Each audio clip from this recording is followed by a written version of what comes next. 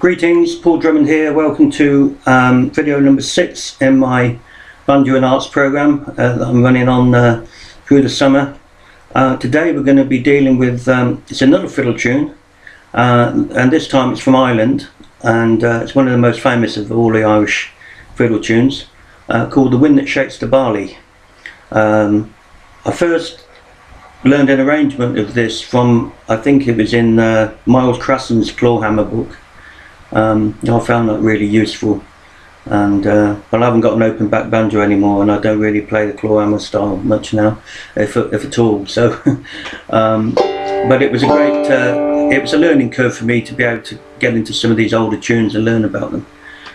When I went to Ireland in the 90s, I came back with a handful of tunes. This was one of them, and I've always enjoyed this one. I think it's got quite a lot of energy to it. Now here, this arrangement is in standard key, and what we're doing is, I'm just going to play it out at G. Obviously you can capo up onto the 2nd fret and play the same thing that comes out in A. That accommodates the Irish fiddle tradition in the sense that they tend to like to use the key of A or the key of D. That's their favoured keys in Ireland for fiddle playing. Alright, and it's the way they ornament the notes. So here, I'm going to show you some triplets. There's 3-finger triplet in the second part. First part kicks off pretty standard key, but I'm going to kick it off with using the thumb because it's quite powerful. Instead of get a slightly different sound, and the emphasis on that opening.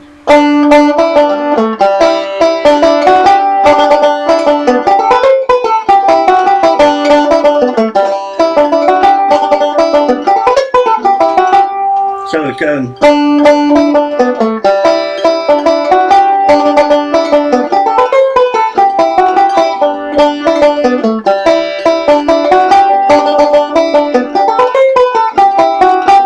So all you're doing is you're playing it through the key.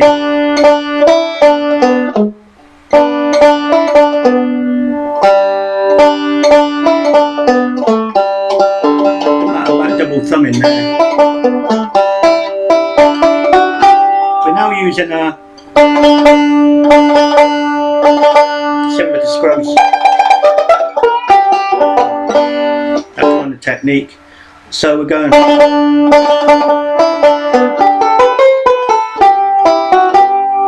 10th fret, 9th fret, 4th finger over onto the 10th fret and run it back to the G. So it's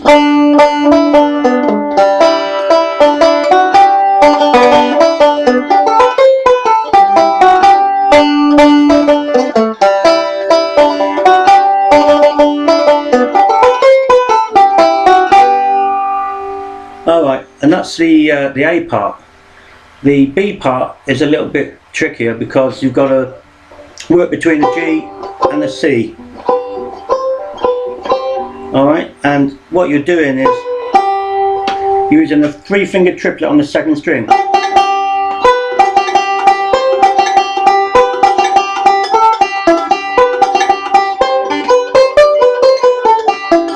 And then you're going into a single string lick, so it might be worth your while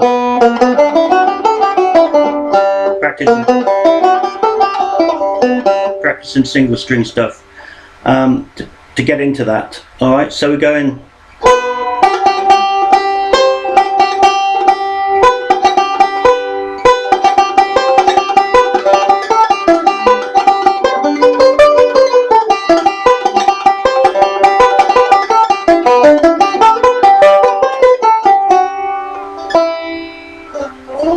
Alright, so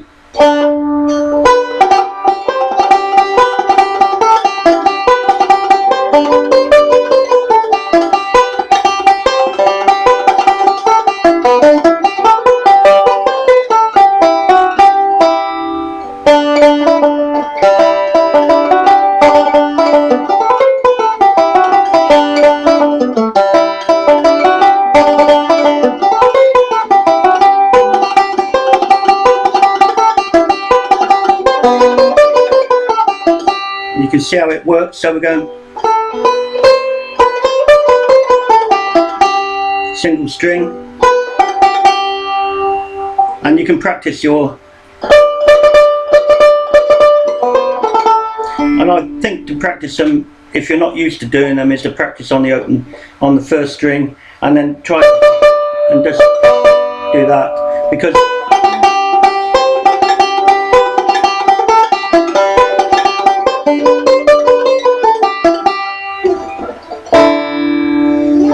and that's really the piece. So let me do it really slowly for you.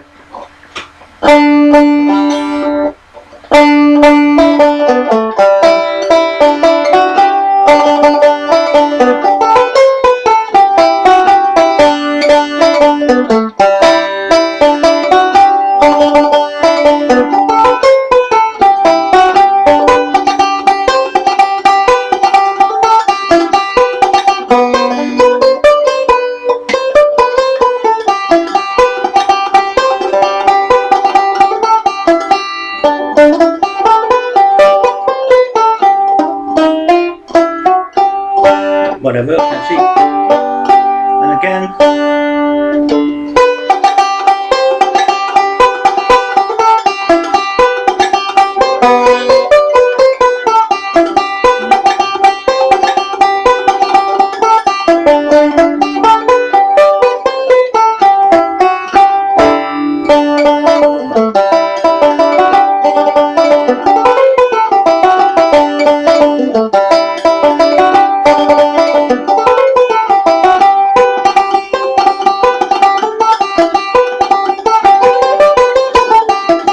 And you can get the pattern from there of how the tune works, and it's really interesting. I went through from Dublin. I'd only stayed in Dublin one night, and then I went down to Waterford, and then headed from Waterford down to Cork, and finally to the head of Kinsale, which is basically where the Lusitania was sunk off of that tip of Ireland in 1916.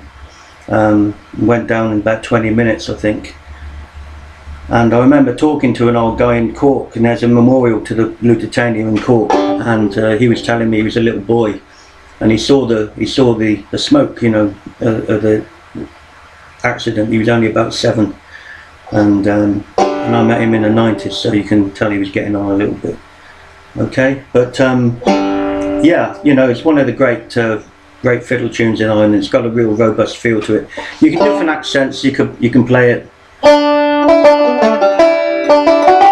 Or